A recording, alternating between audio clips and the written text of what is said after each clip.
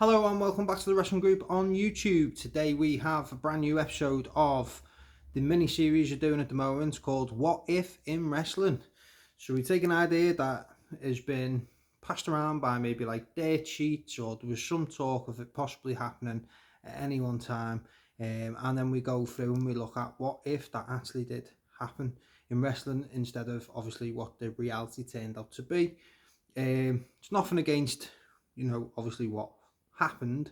It's just a fun fantasy look at what would have happened, or if these situations did occur in wrestling. So, in the very first episode, we looked at Bray Wyatt joining AEW and becoming the new leader of the Dark Order.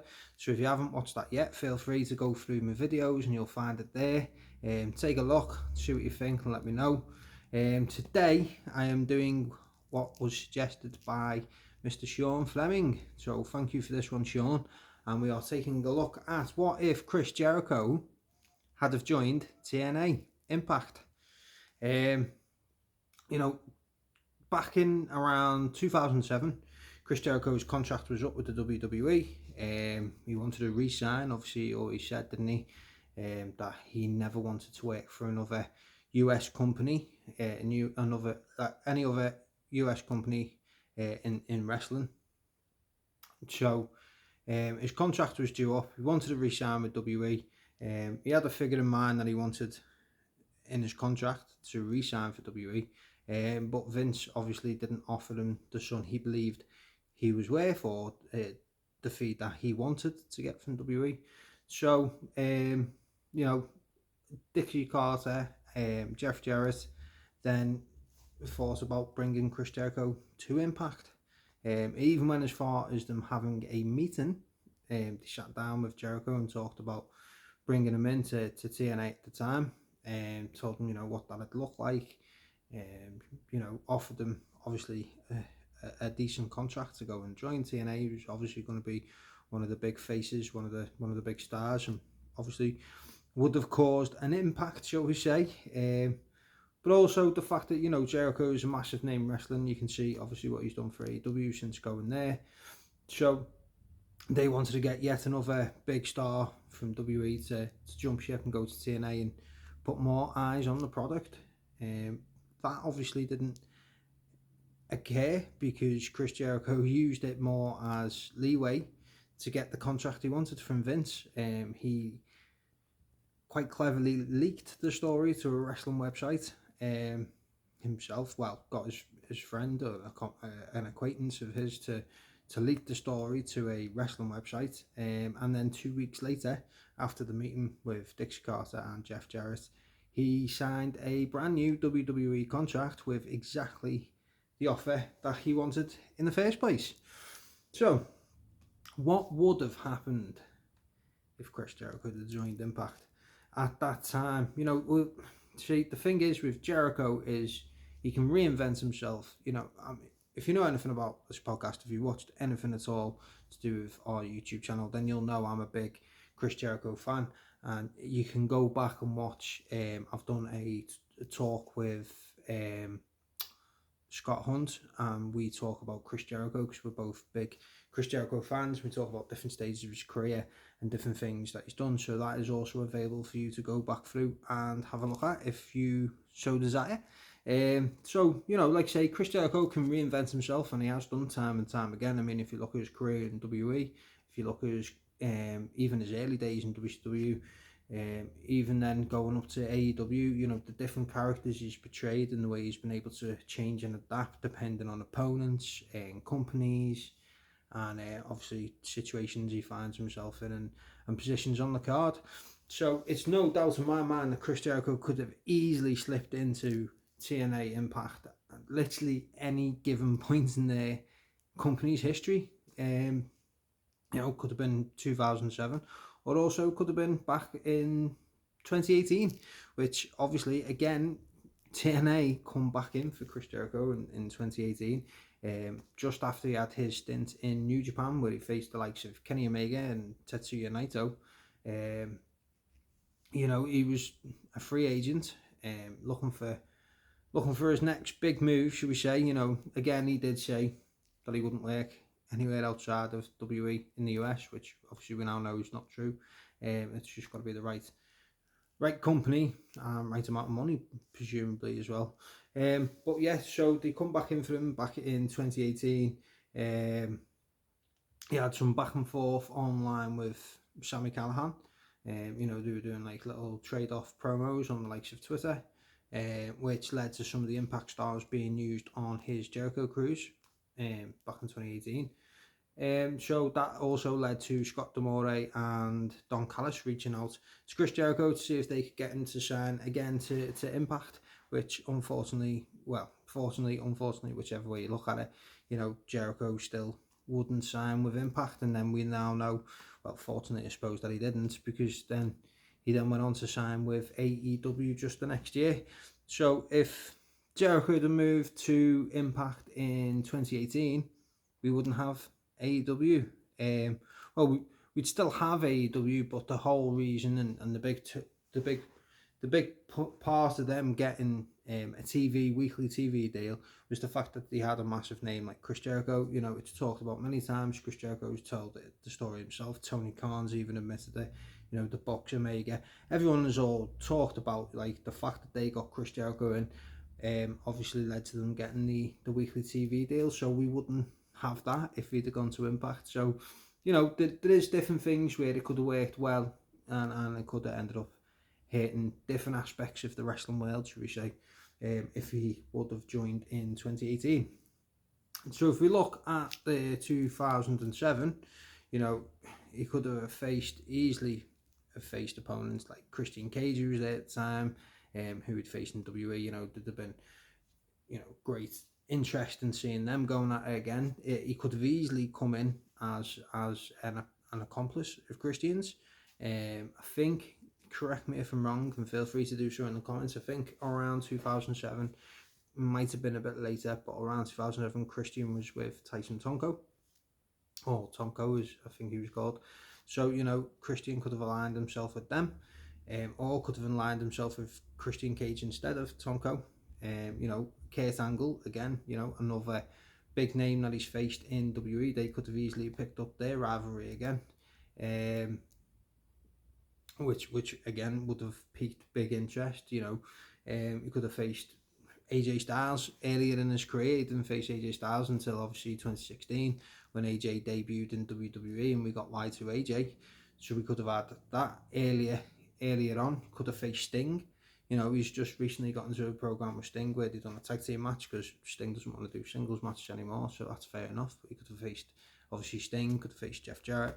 So many big names and so much potential. I think if he'd have joined in 2007, absolutely he'd have been a multiple time world heavyweight champion. What would Chris Jericho look like in a lethal lockdown match? We've seen how good he's been just recently over the last couple of years in the likes of a blood and guts match. Could you imagine Chris Jericho in a lethal lockdown match? I think that'd be brilliant. King of the Mountain again, superb. Even imagine like if he'd have done, I don't know, a run as a world champion. Sorry, it's really hot. If he'd have done a run as a world champion and then he decided he wanted to go after the X Division Championship for whatever reason, for whatever storyline, could you imagine Chris Jericho and also an X match? Like, there's so many matches that obviously are TNA only matches that only used in TNA, and the thought of Chris Jericho being in some of them matches over the years, it's just absolutely phenomenal to think. It could have been part of Team Canada, he's from Canada, so he could have even joined Team Canada for a while. He wasn't in factions until he got into AEW, so he could have easily created his own faction, which is something obviously he'd wanted to do for a while in TNA. And it's not to say that if he'd have joined back in 2007 that we then wouldn't have then seen him cross back over to the WA a couple of years later. It's a good possibility. Christian Cage went back, Jeff Hardy went back, so that's not out the realms of possibility. But if he did go to TNA and stayed there for a long while, then we wouldn't have got, like say, the likes of Y2AJ. We wouldn't have got the likes of the Festival of Friendship with Kevin Owens, which I think was obviously fantastic. See, Chris Jericho going to TNA in 2007 excited me when it was being talked about online, because it was a good period of time that I was watching TNA, like consistently. Like say with the likes of Christian and Kurt Angle and stuff like that in the company. I did constantly watch TNA as well as WWE. So, it did excite me, big name. And again, it was the first time that an American company was starting to make some waves, making a bit of a splash in the world of wrestling since basically WCW. So, I mean, if they'd got a big, massive name, like, I mean, they already had obviously Christian, who wasn't, I wouldn't say Christian was a big, massive name.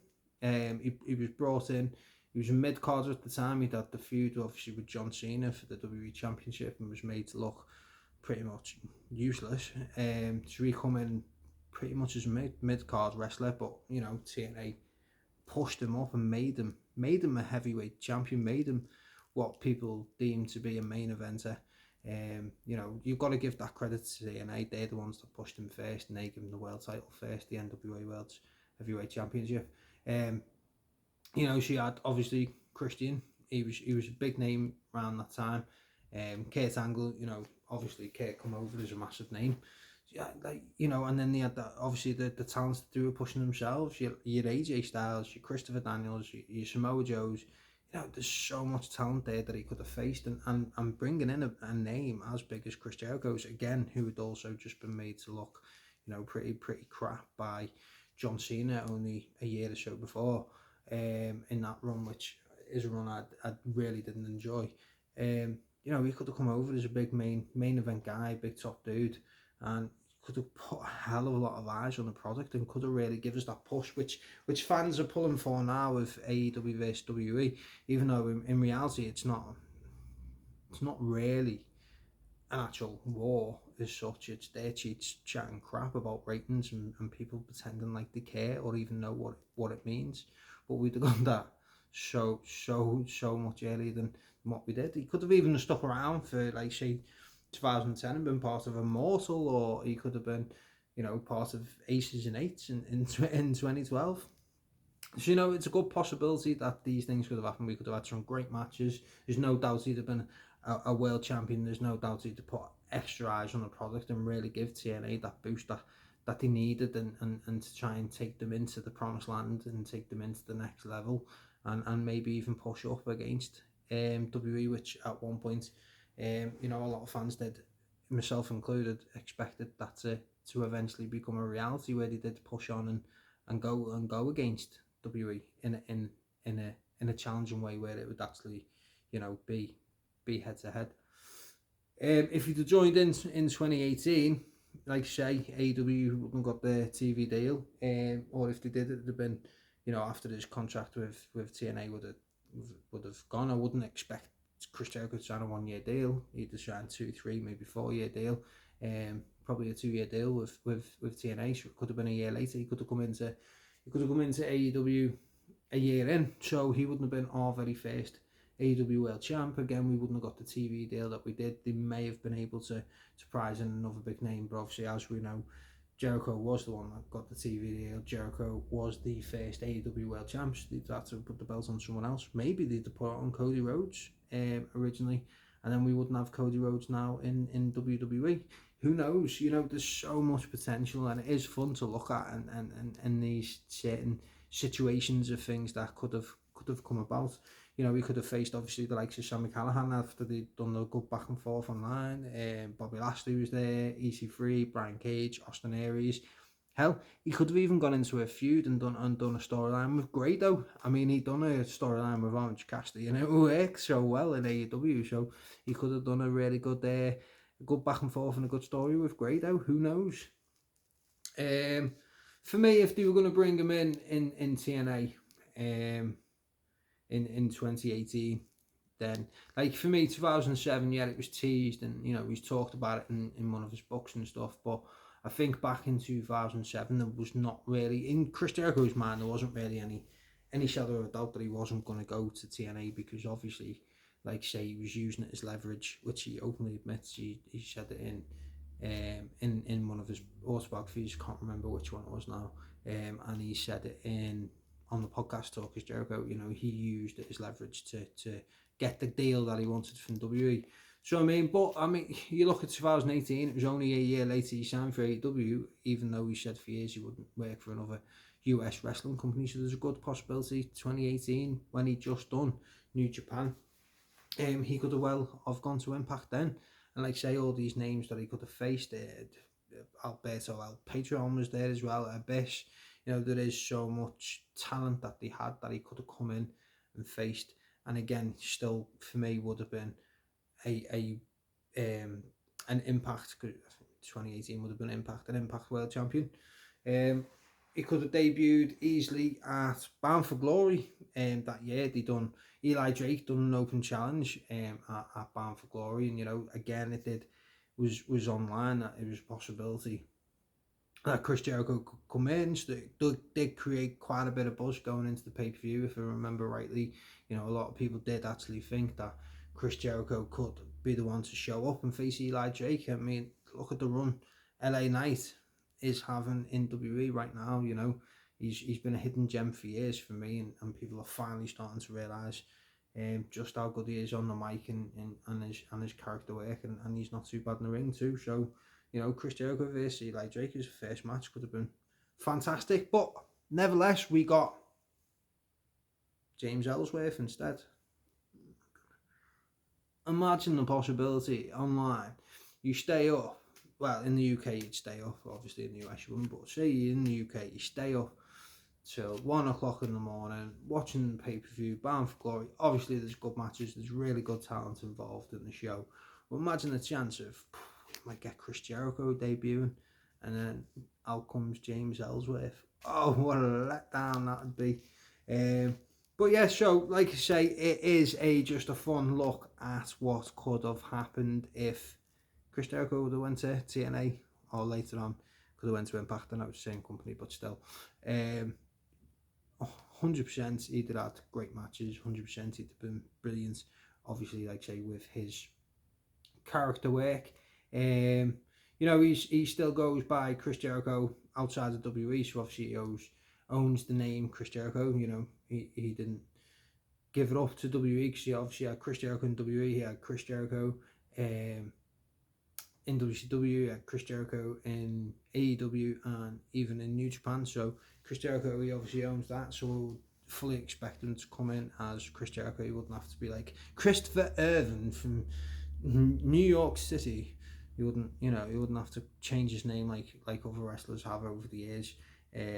But yeah, so I mean, Chris Jericho in TNA Impact would have definitely been fun. So like I say, thank you to Sean for suggesting this one. I did enjoy the little what if scenario of Jericho going to TNA, and the little deep dive to find out, you know, how that did look. I did remember about it. I did question when it was, because I couldn't remember, and then when I had a little look into it, I found out quite a bit of information, which is quite cool. So like I say, it's just a fun look. It's not a crap on WWE for him going back there, or his time in WWE afterwards, or even his time in AEW later on.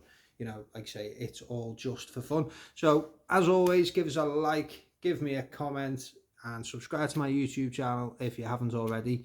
Let me know in the comments, would you have liked to see Chris Jericho in TNA in 2007? If so, who would you like to see him face? Or would you have liked to see Chris Jericho in Impact in 2018? And if so, again, let me know in the comments who you would have liked to see him face then. So, like Sean did, feel free. Also, drop me a comment and give me some more ideas of what could have happened in wrestling. You know, something that was rumoured by the dirt sheets, online, even the people themselves, and it just didn't come off for whatever reason. Let me know in the comments, and it'd be fun to see what some of your suggestions are for further and future videos of the mini-series that we're doing, What If in Wrestling. So, as always, thank you for watching, and be sure to check back soon for more wrestling-related content. Thank you.